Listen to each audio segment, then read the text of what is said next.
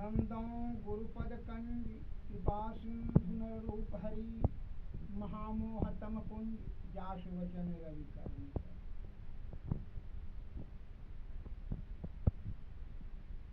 देशवासियों को मेरा हार्दिक अभिनंदन। कुछ अध्यात्म विचार, क्योंकि हमारे जीवन में अध्यात्म होना परम आवश्यक है।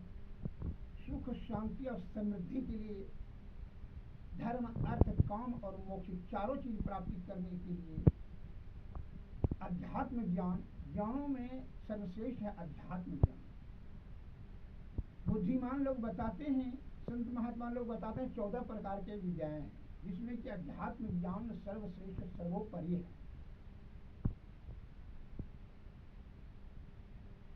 रामायण में आया है शब्द कामी क्रोधी लालची तीनों से भक्ति न होय, अब भक्ति करे कोई सुरमा तन मन लज्जा खोय।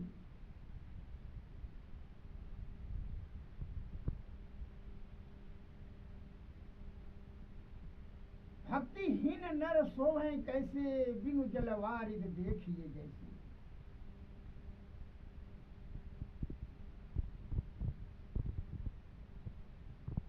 बिना भक्ति से मुक्ति नहीं, और भक्ति का युक्ति जानने के लिए सदगुरु के शरण में जाना परम आवश्यक है।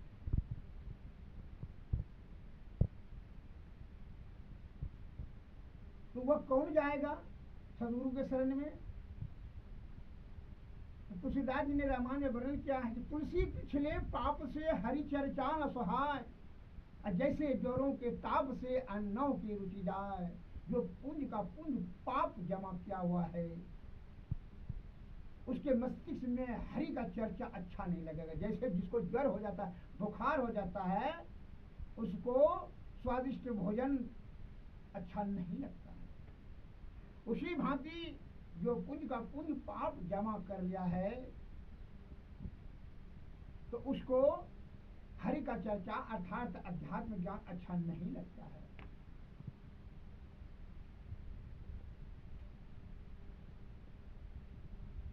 संत महात्मा लोग ज्ञान का मंथन करके कहा कि ये संसार जो है नाशवान है, माया का नगरी है, इसभी नाश हो जाएगा। तो रहेगा क्या? तो तुलसीदास जी ने बताया है कि रहेगा क्या। तो तुलसी कहे विचार के विचारे वस्तु है सार, असत्य वचन स्वाधीनता हरि सुमरन उपकार। ये 4 ही वस्तु रहेगा, बाकी बात सब हो जाएगा बेकार। अर्थात गौ गौचर जहां लग जाई, सब माया जान हो भाई। यह नाशवान दृष्टि जहां तक देख रहा है, जिस चीज को देख रहा है, उसी का नाशवान है। ये स्वयं नाशवान है। परमात्मा तक पहुंचने की जीवात्माओं को जाना पड़ता है। यह मल मूत्र कप पसीना ढोने वाला शरीर को नहीं जाना।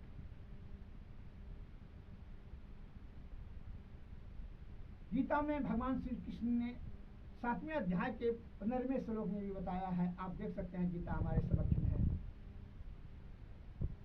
कि किनको जो है भगवान का भक्ति अच्छा नहीं लगता है, अर्थात सत्संग का बात अच्छा नहीं लगता है। तो बताए हैं 7वें अध्याय के 15वें श्लोक को, ना माम दुष्कृतनो मूढ़ा परध्यन्ते नराधमाः मया अपरिहित ज्ञानाः आसुरम भावम आश्रिताः। अर्थात बताया है, माया के द्वारा जिनका ज्ञान हरा गया है, वे आसुर भाव का आश्रय होने वाले मनुष्यों का महान नीच पाप कर्म करने वाले मूढ़ मनुष्य मेरे शरण में नहीं होते। अर्थात ईश्वर के शरण में नहीं होते। भगवान श्री कृष्ण ने अपने मुखारबिंद से कहा। संत मत में होने के नाते यह सदगुरु की असीम कृपा है, जो कि मैं आपके सेवा में कुछ शब्द रख रहा हूँ। इसको ध्यान पूर्वक श्रवण करें और सुने और जीवन में अमल करें, तभी जो है धर्म और मोक्ष, अर्थ और काम, अर्थ काम करने का तो बताने की कोई जरूरत नहीं है, तो आदमी स्वाभाविक क्रिया हो जाती है। जिस प्रकार बढ़िया फसल उपजाने के लिए बड़ी कड़ी मेहनत करना पड़ता है, अगर उसमें बढ़िया फसल नहीं उपजाए तो वो खेत जो है ना ऐसे आप थोड़ा अंगल जंगल ऐसे हो जाएगा। उसी प्रकार श्रेष्ठ ज्ञान प्राप्ति करने के लिए मनुष्य को बहुत अध्ययन करना पड़ता है, गुरु के शरण में जाना पड़ता है, गुरु का मार्गदर्शन को अपनाना पड़ता है, तभी उसका आत्मज्ञान होता है, अर्थात विवेकशील होता है। तो आत्मा में ज्ञान जब जागृति होती है गुरु की कृपा से, तब उनको मोक्ष की प्राप्ति बारे में, आत्मा की जानकारी के बारे में जागृत इच्छा होता है। इसलिए रामायण में तुलसीदास जी ने बताया है गुरु के बारे में, बिन गुरु नर भव तरई न कोई, जो हरि बिरंच शंकर सम होई। बिना गुरु का कोई भी नर ये भवसागर पार नहीं कर सकता है, ब्रह्मा विष्णु के समान हो जाए, गुरु के शरण में जाना ही। तो गुरु के शरण में जाएंगे तो किस प्रकार, कैसे गुरु की श्रद्धा होना चाहिए, गुरु के प्रति श्रद्धा और आस्था और प्रेम किस प्रकार है। श्री गुरु पद नख मणि गण ज्योति, असुमरत दिव्य दृष्टि होती। गुरु का चरण का जो पद का जो नख है उनका जो धारण करें, ध्यान करें, यह बिंदु पर वो प्रकाशमान होगा। श्रद्धा और हृदय से लोग उनका ध्यान करें, उन्हीं का कृपा होगा, तभी आप हुए ईश्वर के प्रति श्रद्धा स्थिर होगा। उन्हीं के कृपा से ही आप का भक्ति मिलेगा, युक्ति मिलेगा, भक्ति मिलेगा, भक्ति से करेगा। अध्यात्म अधिक और अर्थात आत्मा का जिस विषय में अध्ययन कराता है उसे अध्यात्म ये हमारे भारत सुख शांति और समृद्धि, यह लोक और परलोक में शांति सुख के लिए धर्म मोक्ष, मोक्ष की प्राप्ति अवश्य है। इसलिए ये चारों चीज की प्राप्ति करने के लिए हमेशा प्रयत्नशील है। लेकिन मनुष्य क्या होता है कि अर्थ और काम के ही पूर्ति करते करते तब तक यह जीर्ण अवस्था में चला जाता है, मृत्यु को प्राप्त कर देता है। अतः इस शब्द को ध्यान में रखते हुए गोस्वामी श्री तुलसीदास जी महाराज रामायण में वर्णन किया है कि बड़े भाग्य मनुष्य तन पावा, असुर दुर्लभ सद ग्रंथ ही गावा। यह तन साधन मोक्ष के द्वारा, यही पायन पर लोक सुधारा। यह तन जो है साधन का, मोक्ष का द्वार बताया है। बड़े भाग्य से मनुष्य तन प्राप्त होता है, लेकिन कुसंगति और नीच भाव, नीच संस्कार से पथ भ्रष्ट होकर करके यह नीचे की ओर चला जाता है, मन के भकावे में आकर। हमारे गुरु महाराज से प्रश्न किए थे एक सज्जन ने कि ईश्वर की जो आप चर्चा करते हैं सत्संग में, क्या ईश्वर को देखे हैं? हमारे गुरु महाराज स्वामी महर्षि मेरी ब्रह्मदास जी महाराज ने बताया, वो अपने वाणी में, वो इस वाणी हम श्रीमान के समक्ष रख रहे हैं। इस वाणी से स्पष्ट हो जाएगा कि ईश्वर को देखने का विधि क्या है। गुरु महाराज ने कहा ईश्वर को देख सकते हैं, लेकिन उसका विधि जान लीजिए। जैसे दूध में घी देखने के लिए बहुत प्रयत्न करना पड़ता है, उसको गर्म करना पड़ता है, छाली करना पड़ता है, फिर उसको जो है सड़ाना पड़ता है, तब फिर उसको मथना पड़ता है, तब आगिन में देना पड़ता है, तभी घी देखते हैं। उसी प्रकार ये संसार में ईश्वर समव्याप्त है, लेकिन उनको देखने के लिए क्या करना चाहिए? हमारे गुरु महाराज के शब्दों में उन्होंने कहा, वही शब्द मुसलमान के समक्ष रखते हैं। ध्यान से श्रवण करें, सुनें और समझें। जिनका हृदय पवित्र रहेगा, छल कपट परपंच लोभ मोह मद अहंकार तृष्णा भय क्रोध ईर्षा से दूर रहेंगे, वही सज्जन ये सुन करके समझ सके। वह शब्द क्या है गुरु का शब्द, जरा सुन लिया जाए। युग नेत्र के, दोनों नेत्र के, युग में होता है जुड़ना, युग नेत्र के किरण को अस्थिर करो रे भाई, युग धार के मिलन से ज्योति जगेगी भाई। युग नेत्र के, दोनों नेत्र के किरण को बिंदु पर, ध्यान पर, बिंदु कीजिए, यहाँ केंद्रित कीजिए, इसको अस्थिर कीजिए। दोनों नेत्र के किरण को यहाँ भवों के बीच में अस्थिर कीजिए, उसी बिंदु कहा जाता है। युग नेत्र के किरण को अस्थिर करो रे भाई, तब क्या होगा, युग धार के मिलन से ज्योति जगेगी भाई, ज्योति में सर्वे व्यापक गुरु गम से सुनो भाई। क्यों कहा, गुरु गम से सुनो भाई। वो देख नहीं सकते हैं, वो सुना ध्वनि होगा, जिसको अनहदनाद कहते हैं, वहां स्वयं ध्वनि होगा, स्वयं शब्द निकलेगा, उसी को अनहदनाद कहता है। गुरु महाराज का कहना है कि जब दोनों का धार मिल जाएगा, दोनों नेत्र का किरण का धार बिंदु पर जब एक धार मिल जाएगा, युग नेत्र के किरण को अस्थिर करो रे भाई, युग धार के मिलन से ज्योति, वही ज्योति में जो है वो ज्योति प्रकाशमान होगा, युग धार के मिलन से ज्योति जगेगी, ज्योति में सर्वी व्यापक, वही ज्योति में ईश्वर का वास है, वही ज्योति में सर्वी व्यापक गुरु गम से सुनो भाई। अनहद नाद में वह स्वयं शब्द उत्पन्न होगा, वो कहते हैं सुनने के लिए। क्या होगा, गुरु का कृपा है जो उन्होंने ऐसा सा शब्द लिखे हैं। ज्योति में सर्वे व्यापक गुरु गम से सुनो भाई, सुनो भाई, अस्थिर होगा, अनहदनाद। जिम दूध के मथन से निकले घी जतन से, तिम ध्यान के लगन से ब्रह्म को निहारो। जिम दूध के मथन से, जिस प्रकार उदाहरण दिए हैं कि जिस प्रकार दूध का मथन से निकले घी जतन से, तिमी ध्यान के, बार बार ध्यान के लगन से ही क्या करते हैं, तिमी ध्यान के लगन से ब्रह्म को निहारो। तभी आप ईश्वर के उन्मुख चले जाएंगे।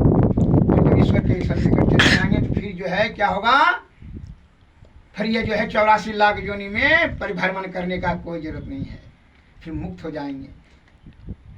हे हमारे देश की बंधु, अनादिकाल से हमारे संत महात्मा लोग कामनी और कंचन अर्थात सब चीज का त्याग कर करके किस चीज के खोज में हैं, आप समझ सकते हैं, वह ईश्वर के खोज में। जब तक कि यह जीवात्मा को परमात्मा में नहीं मिलाते तब तक इसमें अस्थिरता नहीं होता। सुख दुख, रोग शोक संताप, बुढ़ापा जवानी, कष्ट, दाय दुश्मन होते रहेगा, ये पीछा नहीं छोड़ेगा। इससे पूर्ण रूपेण से मुक्ति के लिए भक्ति और भक्ति के लिए युक्ति, तभी मिलेगा आपको मुक्ति। जो बिना युक्ति से भक्ति नहीं करेगा उसको मुक्ति नहीं संभव है। इसलिए मुक्ति प्राप्त कर, भक्ति प्राप्त करने के लिए गुरु के शरण में जाना अति अनिवार्य है। यह तन कर फल विषय अनुभवाई, अस्वर्ग में अल्प अल्प दुखदाई। यह तन जो प्राप्त किया गया है केवल भोग विलास ही मायाबद्ध होने के लिए नहीं, इसी तन से इसी आयु में आपको ये चारों चीज की प्राप्ति करना अति अनिवार्य है, अन्यथा फिर अवसर नहीं मिलेगा। यह 84 लाख योनि में परिभ्रमण करने लगेगा।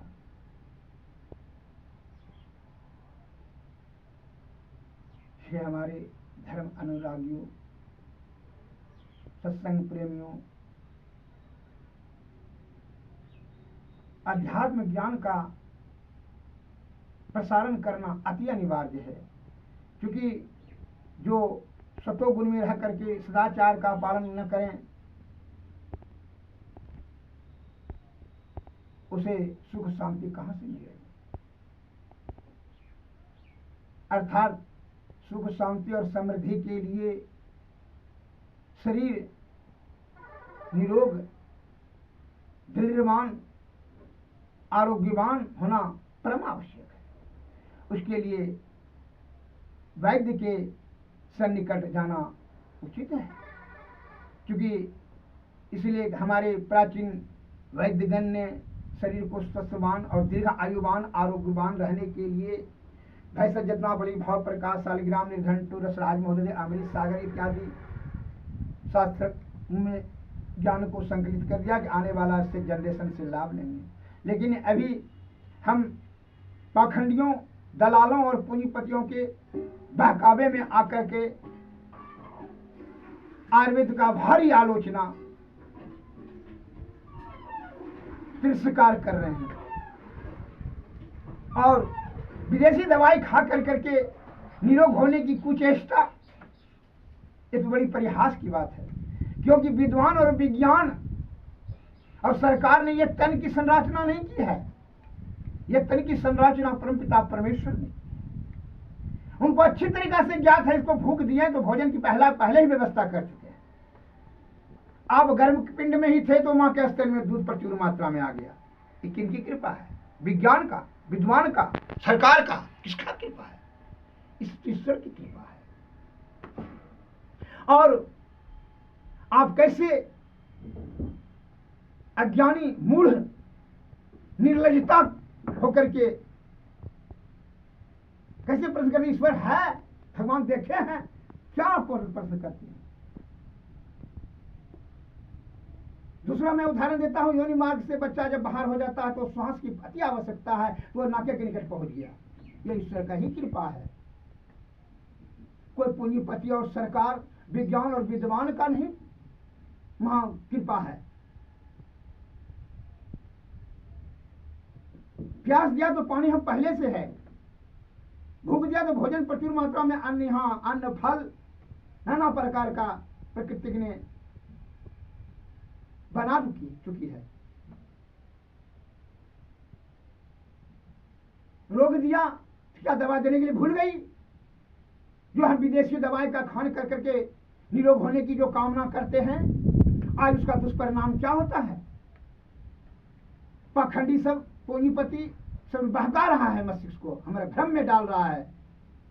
हमारे प्राचीन महापुरुषों का शास्त्र को, ज्ञान को जो है ना, वो गुम कर करके अपना टीवी मोबाइल पर सब प्रचार कर रहे हैं।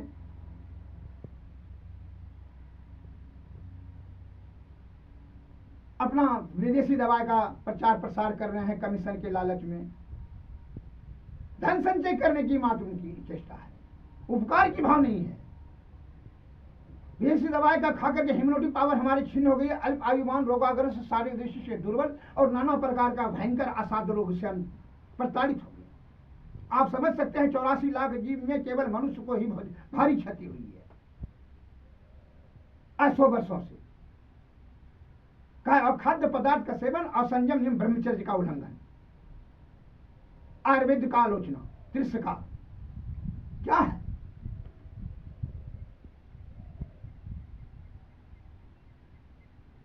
आयुर्वेद अर्थात जिस वेद से आयु दीर्घ हो, आरोग्यता दृढ़ हो। आयुर्वेद के महान प्रवर्तक भगवान धन्वंतरी साहब ने कहा कि दीर्घावस्था और आरोग्यता को दृढ़ करने के लिए आयुर्वेद सर्वश्रेष्ठ, सर्वोत्तम, सर्वोपरि रसायन है। इससे विरक्त होकर के अल्प आयुवान और रोगाग्रस्त, शारीरिक दुर्बल मनुष्य होते चले जाएंगे। आज उसका दुष्परिणाम आपके समक्ष में है। ये हमारे देश के प्यारे बंधुओं, बूढ़े बच्चियों और नौजवानों, पूंजीपति और पाखंडियों और दलालों के बहकावे में आकर के आयुर्वेद हमारी जो माता है उनका तिरस्कार न करें। यह प्रकृति द्वारा बनाई गई यह महाऔषध है। इसको श्रद्धा और स्नेह और प्रेम से प्रकृति ने बड़ी आस्तीन कृपा कर करके बनाई है। इनको श्रद्धा प्रेम से इनका सेवन करें, जिससे कि आपका आयु दीर्घ होगी, आरोग्यता दृढ़ रहेंगे, आरोग्यवान रहेंगे। दूसरा कोई विकल्प नहीं है। जो ही बोलता है वो केवल आपका मति भ्रम कर रहा है। सरदार वल्लभ भाई पटेल ने कहा है, धन का संबंध है बेईमानी से और ज्ञान का संबंध है अध्ययन से, बल का संबंध है व्यायाम से। बिना बेईमानी में कोई धनवान हुआ है? क्या कमा करके धनवान हुआ है? गिनती कीजिए तो धन का संबंध है बेईमानी से, और ज्ञान का संबंध है अध्ययन से, बल का संबंध है व्यायाम से। अध्ययन क्या नहीं है, डिग्री लेकर के 10-50 लाख रुपया अभी डोनेशन देने के लिए, अब एक डॉक्टर बनने के लिए 50 लाख रुपया अभी डोनेशन दीजिए, बोल दीजिए। अब बोलिए कि 50 लाख रुपया अगर घूस दे करके डॉक्टर बनेगा, वो 1 करोड़ कमाने के लिए कितना बुद्धि लगाएगा, वो नाना प्रकार का छल कपट प्रपंच सब लगा देगा। जो कार्य साधारण गुरलकी से होगा, भमरैया से होगा, अमला से होगा, तो क्या कहेगा, अमला की जगह में अंडा खाओ, मुंडा खाओ, शराब खाओ, गुटखा खाओ, सुटका खाओ। भ्रमित कर रहा है। हमारे बुजुर्ग लोग पहले जो है, बड़े बुजुर्ग लोग कहा करते थे, मोटी दत्तन जो करे निदिन हर्रे खाए और बासी पानी जो पिए ता घर बैठ न जाए। और अभी तो टीवी बता रहे हैं, संडे हो या मंडे रोज खाओ अंडे। बोले अंडे में क्या कहता है, डॉक्टरों सब टिफाइव करने लगा है हमारे बुद्धिमान लोग। नहीं, अंडे में प्रोटीन होता है, अब निकोटीन होता है उसमें, ये बातें नहीं बोल रहा है। लहर में नहीं होता प्रोटीन, गाय के दूध में प्रोटीन नहीं है। क्या भ्रम का जाल फैला रहे हैं। ज्ञानी लोग बताते हैं, वॉल्यूम वर्ड्सवर्थ ने कहा है, एवरीथिंग से melts before that internal radiance. जो प्रबल जिज्ञासु हैं उनकी सभी समस्याओं के समाधान अंतःकरण इंद्रियों में है। भीतर से सोचो, आत्मज्ञान से सोचो, यह तन प्रकृति ने कितनी मेहनत से बनाई है। इसको सुरक्षित सुव्यवस्थित करने के लिए नाना प्रकार की वस्तुएं के निर्माण कर चुकी हैं, लेकिन पाखंडियों ने क्या बहका करके हमारे मस्तिष्क को गुमराह कर रहे हैं। कहते हैं बुखार ने छूटता है, फलना दवा का विदेशी दवा, चिरौता कटकरेजा नहीं है, इंद्रजोश हो रहा है, कुटकी कटकरेजा नहीं है, नहीं छूटता है बुखार। बहकाता है कैसे है, क्या बहलाता है, फुसलाता है। इन्हें जड़ी बूटी तो देर से काम करता है, तुम जानता ही नहीं है तो तुम देर से कैसे काम करता है। वो किसी प्रकार का साइड इफेक्ट नहीं हुआ है। एलोपैथी से जो साइड इफेक्ट हो जाता है, हमारा नाना प्रकार का जो है इम्यूनिटी पावर हमारा कम हो जाती है, पाठ पूजा पर धक्का मार देता है, डैमेज हमारा कर देता है। इसलिए मैं आप लोगों से निवेदन करता हूं, हमारे कथनानुसार नहीं है, आपके विद्वानों ने, ऋषि मुनि महर्षि ज्ञानियों ध्यानियों ने, आदि विद्वान वैद्य गणों ने जो शास्त्र में ज्ञान को संकलित किया, उनका अमल करें। यानी कि मैं कहा वीडियो बनाने के लिए तो आपने अमल किया, ज्ञानियों ने जो कहा वो निस्वार्थ भाव से लिखा है, आने वाला जनरेशन इससे लाभ लेंगे। लेकिन एक पाखंडी और दलाल के बहकावे में आकर के क्विक एक्शन लेने के लालच में आप अपने आयुर्वेद रूपी माता का परित्याग कर रहे हैं। उसका दुष्परिणाम आप देख लीजिए कि 84 लाख जीव में जोनी में से आपको मनुष्य को ही बहुत ज्यादा भारी क्षति उठानी पड़ रही है, क्योंकि बहुत ज्यादा होशियार हो गए और सब जी ने प्रकृति के अनुसार से ही कर चल रही है। आप प्रकृति का उल्लंघन कर रहे हैं। हमारे बुद्धिमान लोग, भारत गर्मिला देश है, यहाँ कड़वा और कशीला भोजन करने के लिए बताए हैं। यहाँ रजबीज जो है 14-15 वर्ष में बनना शुरू हो जाता है। अतः इस बात को ध्यान में रख करके कि हमारे बुजुर्गों ने कहा है, कौहा मऊहा बबूल जामुन तिलकोचा गुलती चिचरी बरियारा ध्रुव कटकरेजा हर्रा बैड़ा अमला इत्यादि, ये सब घी दूध शहद शक्कर, ये सब अमल करने के लिए। और अभी आप देख रहे हैं, मांस मछली अंडा गंडा मुंडा शराब सिगरेट उठका गुटका मुटका सुटका, जो कि ये सब खाद्य पदार्थ, वो सबको आप कब्रिस्तान बना दिए पेट को, और निरोग रहने की आप कामना करते हैं।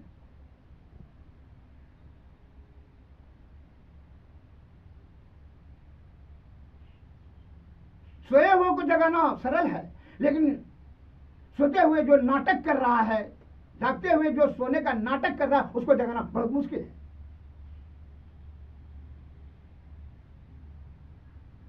आत्मा में सोच। बुद्धिमान तो बहुत बुद्धिमान, छल कपट परपल सब जानता है। विद्वान तो स्कूल कॉलेज खोल किया है। विवेकशील प्राणी बनना होगा और विवेकता प्राप्त करना, आत्मज्ञान। आत्मा में ज्ञान जागरण के सतोगुण में सदाचार का पालन करें, ब्रह्मचर्य का पालन करें, तभी क्या होगा, सदगुरु के शरण में जाएं। गुरु के मार्गदर्शन और आत्मचिंतन करने से आत्मज्ञान की प्राप्ति संभव है। जिन सज्जन को आयुर्वेद के प्रति श्रद्धा और आस्था है, वैद्य का तलाश है, जिनको जड़ी बूटी द्वारा हमारे प्राचीन बुद्धि ज्ञानी ध्यानी वैद्यों ने अपने हाथ से औषधि को बना करके देते थे। अभी कंपनी का दावा है, कंपनी ने पूरे जो है ना बना रही है दवा, पूरे भारत में सप्लाई कर रही है, और डॉक्टर उसको वैद्य उसको लिख रहा है। अपने हाथ से दवा देने में मेहनत करने में वो पीछे हट रहा है, अपना स्टैंडर्ड मेंटेनेंस करने के लिए जो है, अपना पैसा कमाने के लिए और स्टैंडर्ड मेंटेनेंस करने के लिए वो अपना रजोगुण में चला गया, सतोगुण में रहे। गुण 3 है, रजोगुण, तमोगुण और सतोगुण। प्रभुता पाही का ही मत नहीं। आप धन का मांग करते हैं, इसलिए धन संचय करने के लिए जो है बहुत से सज्जन ने बुद्धि लगाता है। संत वाणी में आया है, परहित सरिस धर्म नहीं भाई, अपर पीड़ा शम नहीं अधिमाई।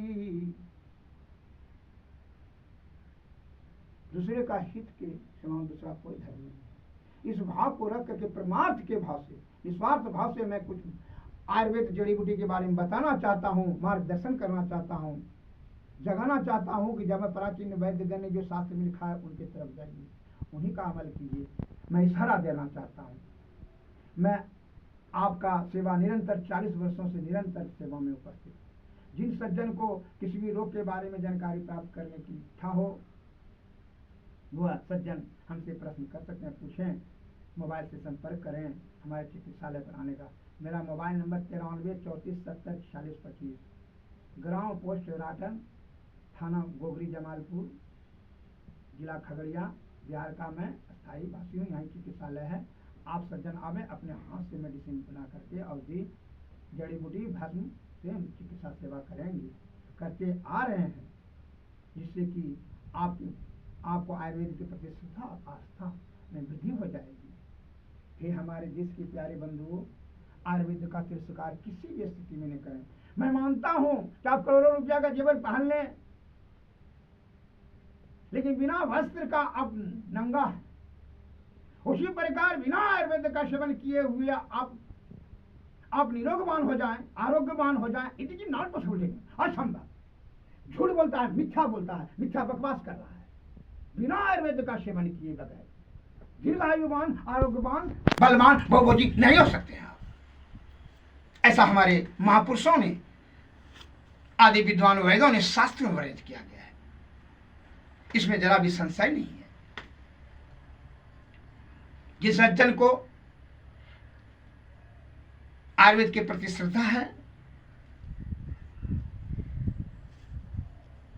आने का कष्ट करेंगे।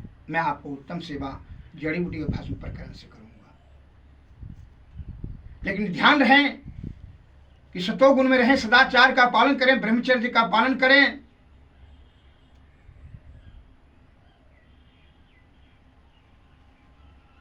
अखाद्य पदार्थ से वर्जित रहें। यह रहना परम आवश्यक है, तभी आयुर्वेद का सेवन करें, अत्यंत लाभ मिलेगा।